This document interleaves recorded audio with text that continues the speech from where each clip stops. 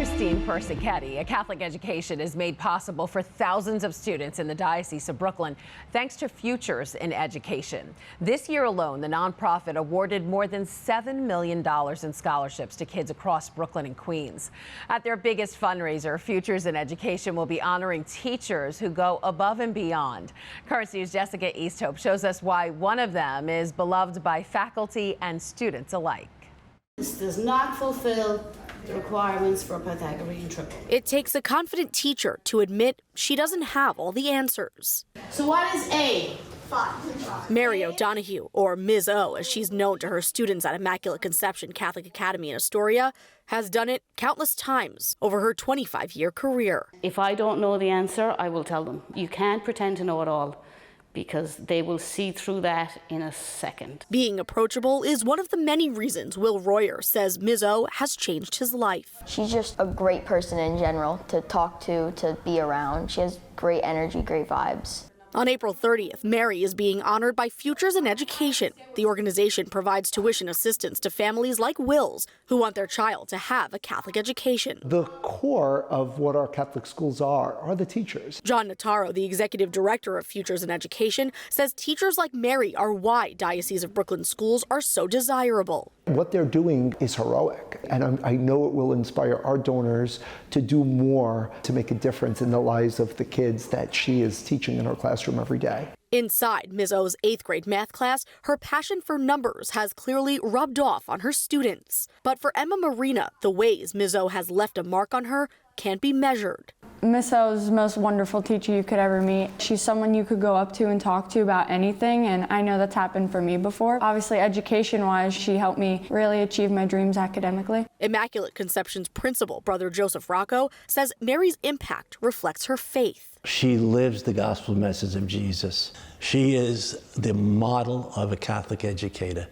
She has the vocation, not just the job. They have so much doubt and uncertainty in this world, and to try and see that Jesus is their friend. Catholic identity is very important. She's the one in front of the classroom, but Mary learns from her students every day. In Astoria, Jessica Easthope, Currents News. Tickets are still available for the Futures in Education Gala. That'll be on Tuesday, April 30th at 6 p.m. at Cipriani Wall Street. Just visit futuresineducation.org.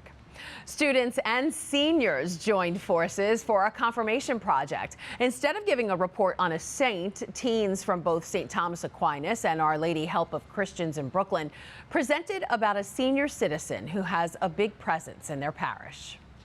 My senior, Miss Nicole, is a Catholic who influenced my advancement into Catholicism. Among some of the questions the 30 confirmation students answered about the 33 seniors, why they continue to be involved in the church and how God has played a role in their lives.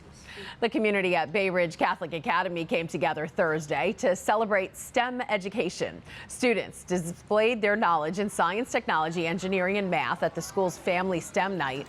The kids took part in experiments like Lego robotics and balloon-powered car racings, and they gave their own lessons to the parents and other students. A New Jersey church is heeding a call to action to care for our common earth this Arbor Day. These evergreen trees are the newest additions at St. Teresa of Avila Cemetery in Summit, New Jersey. The staff there says Pope Francis's encyclical on climate change, Laudato Si, compelled them to start a tree planting initiative back in 2021. Their goal, to plant 500 new trees around the 18-acre grounds. The pastor, Monsignor Robert Meyer, and Chief of Staff Karen Imbach says the more they plant, the more they see the effects branch out to the church community. The earth is a gift to us from God, and that all of us are called to take care of it, not only for ourselves, but for the next generation. When people visit the cemetery, they're not always in a perfect state of mind. So we try to make the experience something that they walk away from with positivity. St. Teresa has planted 200 trees so far and hopes to plant another 100 in the next 3 years. Pro-life advocates are calling out New York's new budget, saying it's part of some lawmakers' quest to make the Big Apple an abortion tourism destination.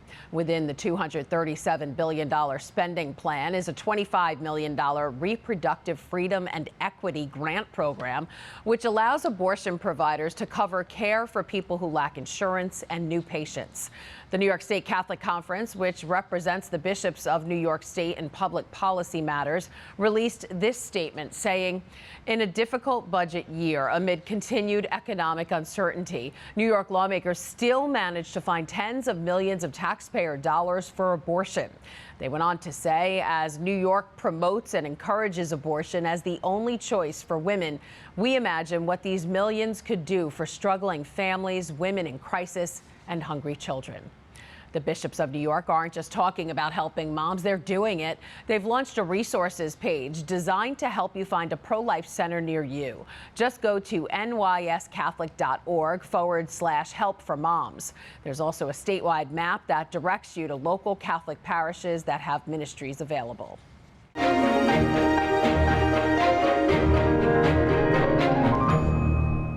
The Diocese of Brooklyn's Eucharistic revival may be over, but for the 7,000 people who went to Louis Armstrong Stadium and Bishop Robert Brennan, who led them in prayer, the day will hold memories that'll last a lifetime.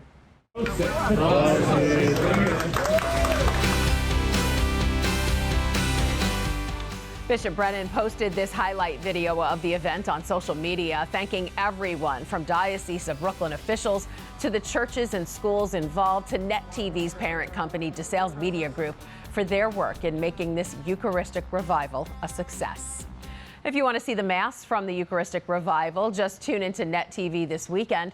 It will re-air on Saturday, April 27th at 9 a.m. and Sunday, April 28th at 4 p.m.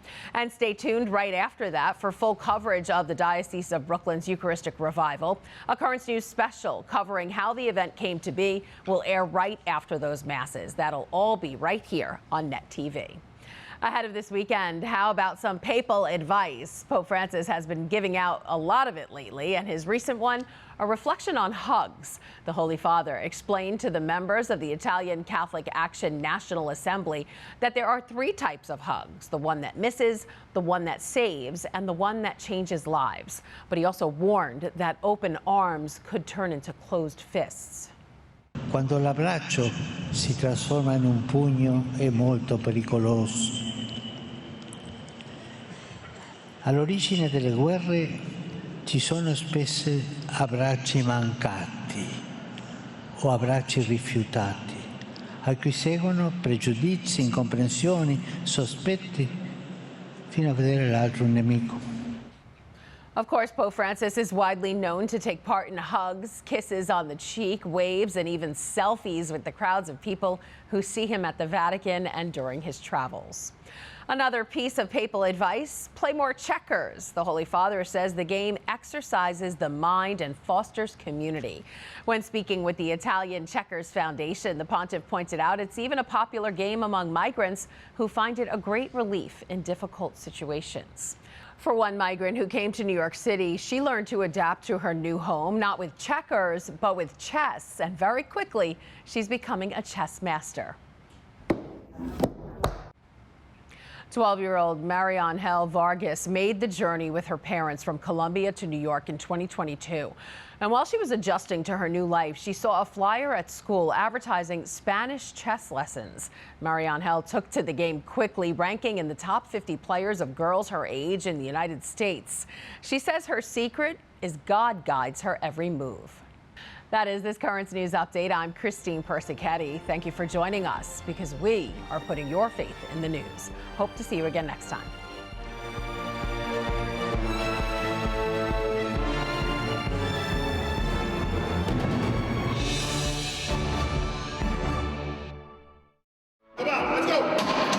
His faith is not an act. Portraying Jesus in a Stations of the Cross dramatization is just one way this parishioner serves St. Matthew's Church in Crown Heights. It just feels great to come somewhere for the moment, enjoy people on the same page, on the same level. This moment of bliss, there's this moment of love, there's this moment of calmness that doesn't exist much on the outside. How Kevin Adamar makes up the pulse of the parish, Wednesday on Currents News.